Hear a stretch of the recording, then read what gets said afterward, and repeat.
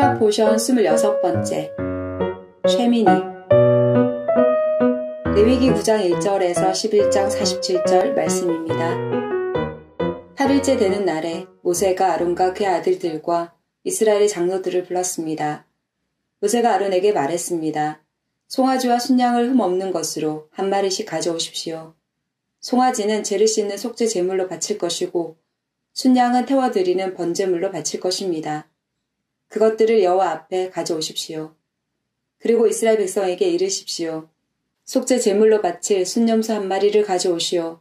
그리고 번제물로 바칠 송아지와 어린 양을 가져오시오. 송아지와 어린 양은 태어난 지 1년 된 것으로서 흠이 없는 것이어야 하오. 그리고 화목 제물로 바칠 수소와 순양을 여호와 앞으로 가져오고 기름을 섞은 곡식 제물도 가져오시오. 오늘 여호와께서 여러분에게 나타나실 것이기 때문이요. 그리하여 모든 백성이 회막 앞으로 왔습니다. 그들은 모세가 가져오라고 명령한 것을 가져와서 여호와 앞에 섰습니다. 모세가 말했습니다. 이것은 여호와께서 여러분에게 하라고 하신 일입니다. 여호와의 영광이 여러분에게 나타날 것입니다. 모세가 아론에게 말했습니다.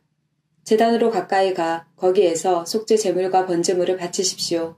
그렇게 하여 형님의 죄와 백성의 죄를 씻는 예식을 행하십시오. 백성을 위해 제물을 바쳐서 그들의 죄를 씻는 예식을 행하십시오. 여호와께서 명령하신 대로 하십시오. 아론은 제단으로 가까이 갔습니다.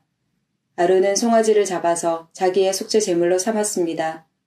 아론의 아들들이 아론에게 피를 가져오자 아론은 손가락으로 피를 찍어 제단 뿔들에 발랐습니다. 그리고 나머지는 제단 아래에 쏟았습니다. 아론은 속죄 제물에서 기름과 콩팥과 가내 껍질 부분을 떼어낸 다음에 그것들을 제단 위에서 태웠습니다. 아론은 여호와께서 모세에게 명령하신 대로 했습니다. 그리고 고기와 가죽은 아론이 짐 밖에서 태웠습니다. 그런 다음에 아론은 번제물로 바칠 짐승을 잡았습니다. 아론의 아들들은 아론에게 그 짐승의 피를 가져왔습니다. 아론은 그 피를 제단 둘레에 뿌렸습니다.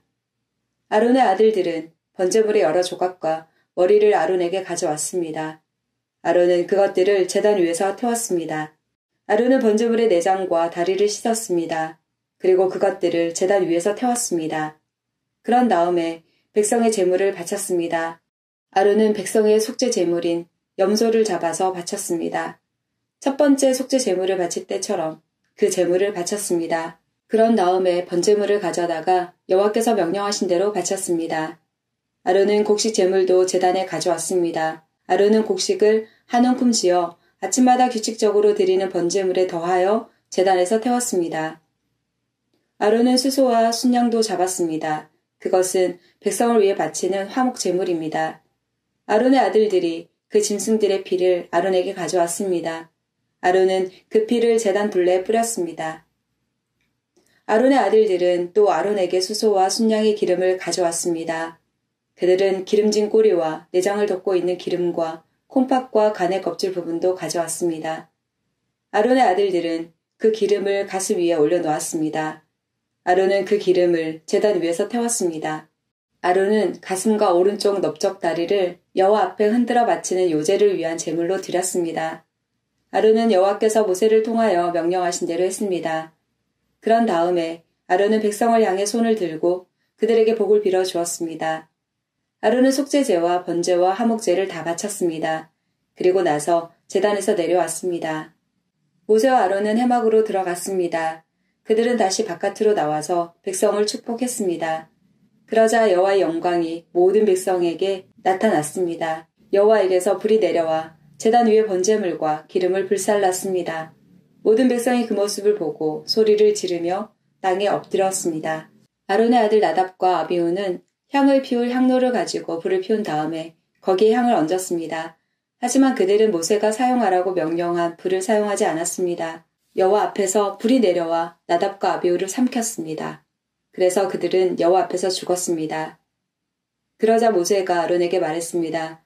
여호와께서 나에게 가까이 나오는 사람에게 나의 거룩함을 보이겠고 모든 백성 앞에서 내가 영광을 받을 것이다 라고 말씀하신 것은 바로 이와 같은 일을 두고 하신 말씀입니다. 그러자 아론은 자기 아들들의 죽음에 대해 아무 말도 하지 않았습니다. 아론의 삼촌 우시엘에게는 미사엘과 엘사반이라는 두 아들이 있었습니다. 모세가 그들에게 말했습니다.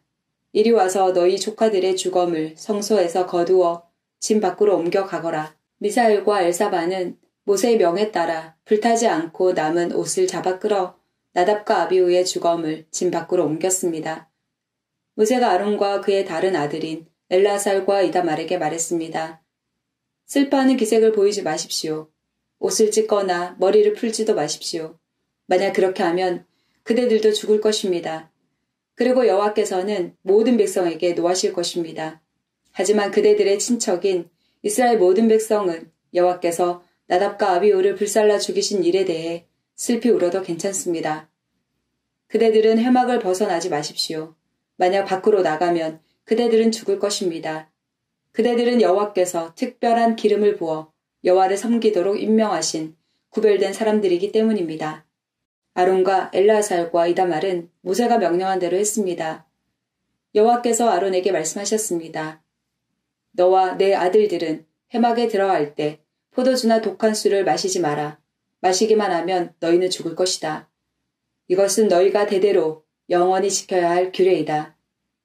너희는 성물을 거룩하지 않은 것과 구별하여라. 너희는 또한 깨끗한 것과 부정한 것을 구별하여라. 너희는 여호와께서 모세에게 말씀하신 모든 율법을 이스라엘 백성에게 가르쳐라. 모세가 아론과 그의 남은 아들들인 엘라살과 이다말에게 말했습니다.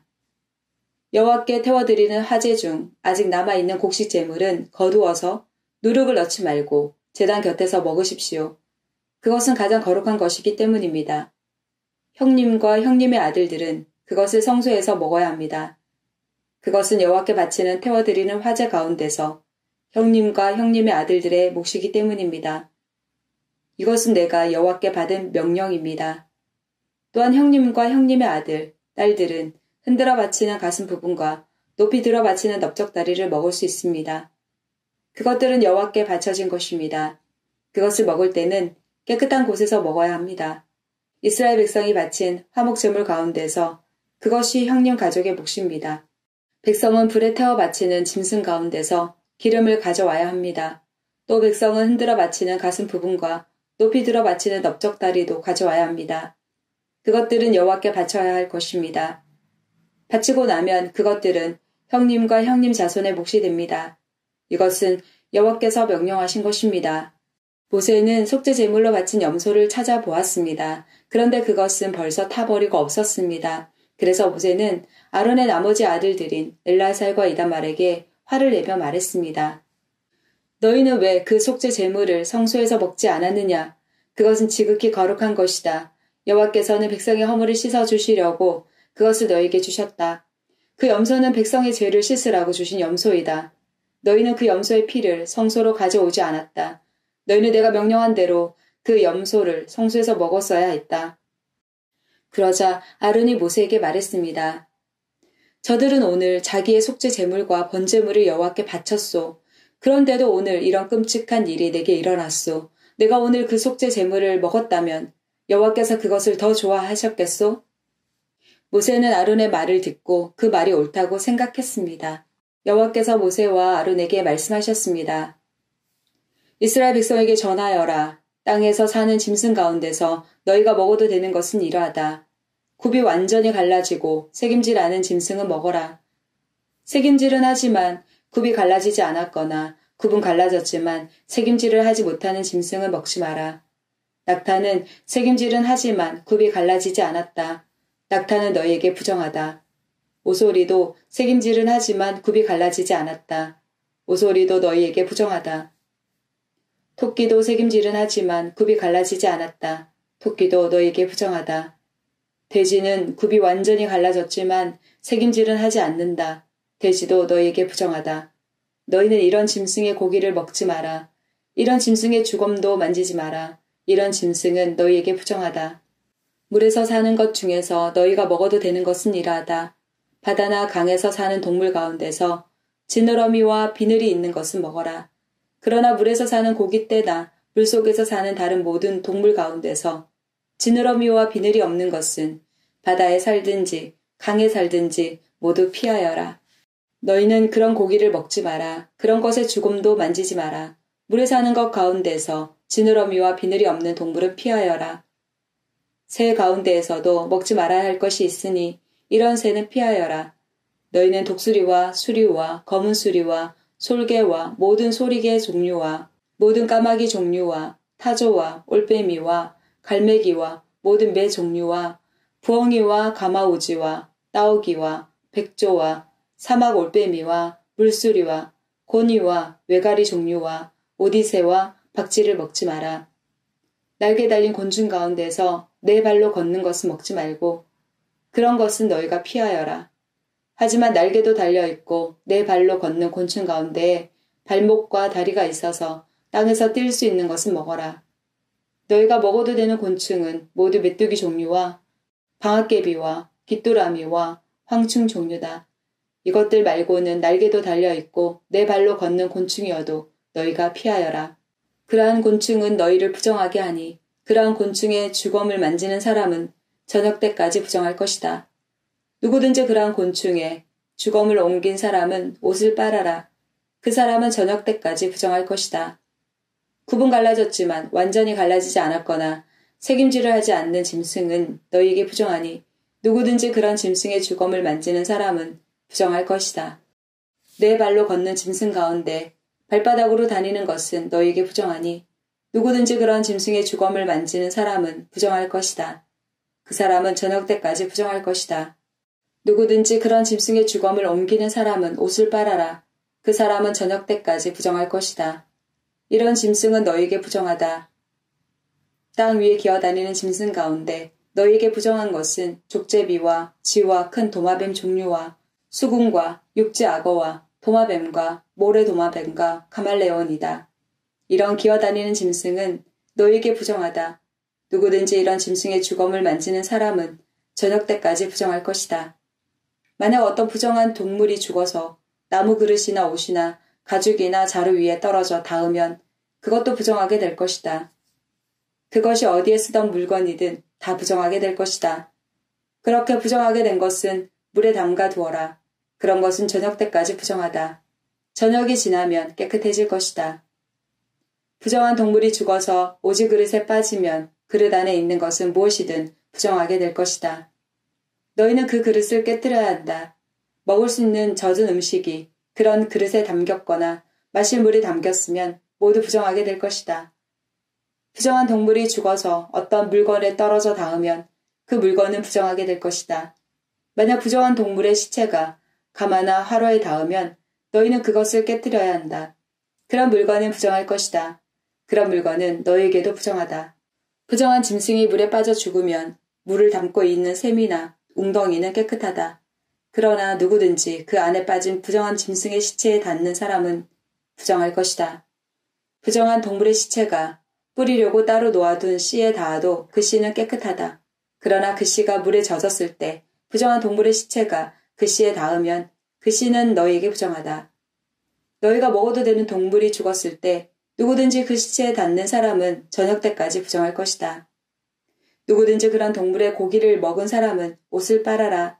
그 사람은 저녁 때까지 부정할 것이다. 땅 위에 기어다니는 모든 동물은 너희가 피하여라.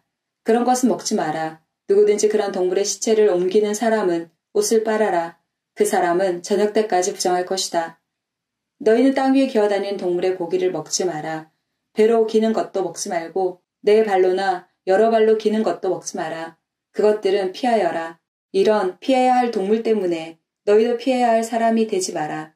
너희는 그런 동물 때문에 부정하게 되지 마라. 나는 너희의 여호와 하나님이다. 내가 거룩함으로 너희도 거룩하여라.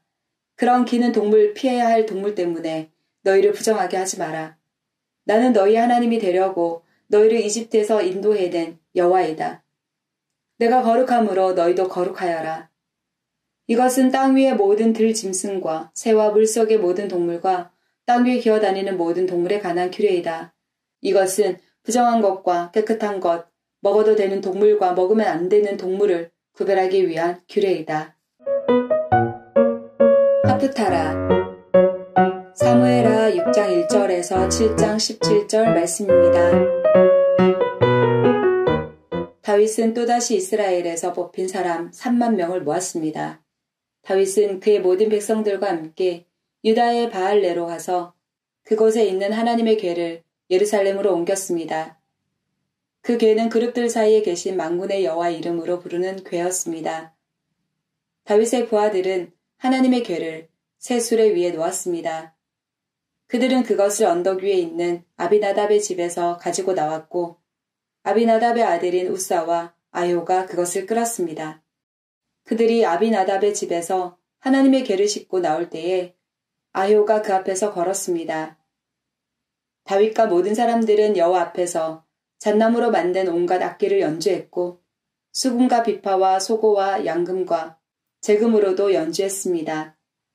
다윗의 부하들이 나곤의 타작 마당에 이르렀을 때 소들이 뛰어서 하나님의 궤가 술에서 떨어지려 했습니다. 그때 우사가 손을 내밀어 궤를 붙잡았습니다. 여호와께서 우사에게 노하셔서 그를 죽이셨습니다. 이는 우사가 아무나 만질 수 없는 궤를 만졌기 때문입니다. 우사는 하나님의 궤 곁에서 죽었습니다.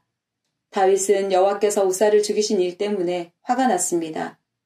그래서 그곳의 이름을 우사의 벌이라는 뜻으로 베레스 우사라고 불렀습니다.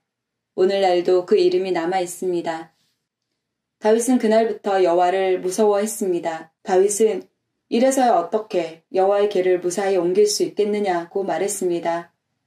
그래서 다윗은 여호와의 궤를 다윗성으로 옮기지 않고 그 대신 그것을 가드 사람인 오베데돔의 집으로 가지고 갔습니다. 여호와의 궤는 오베데돔의 집에 3달 동안 머물러 있었는데 여호와께서는 오베데돔과 그의 온 집안에 복을 주셨습니다.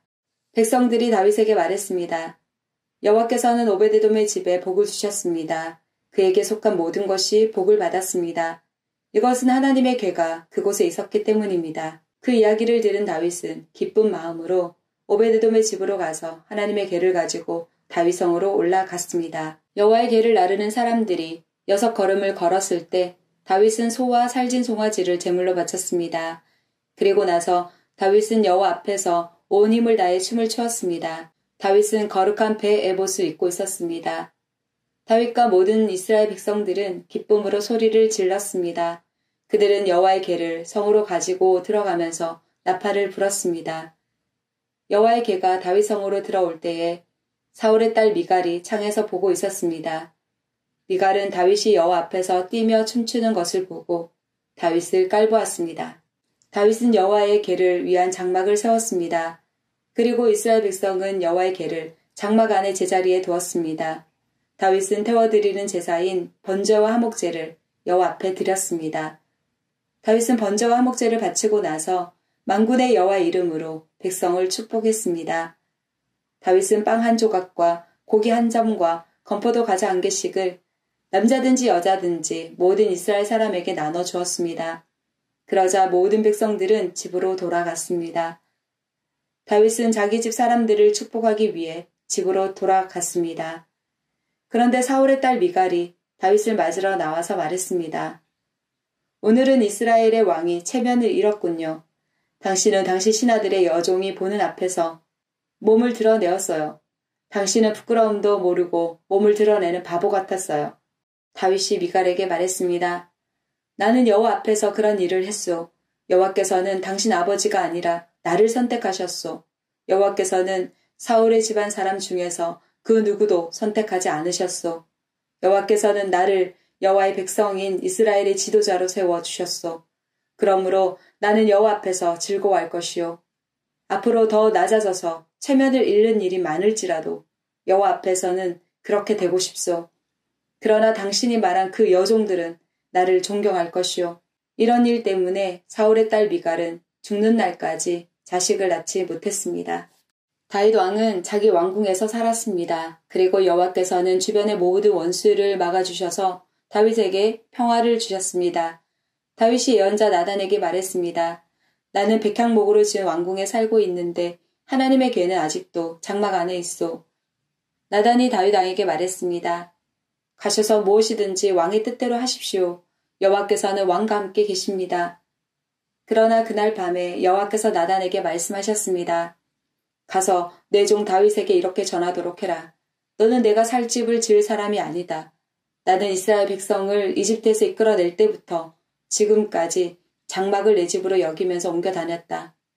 나는 계속해서 이스라엘의 지파들과 함께 옮겨 다녔고 한 번도 이스라엘 백성을 돌보는 지도자들에게 백향목 집을 지어달라고 한 적이 없다. 너는 내 종 다윗에게 전하여라. 나는 네가 양떼를 따라다닐 때 풀밭에서 너를 데리고 와서 내 백성 이스라엘의 지도자로 세웠다.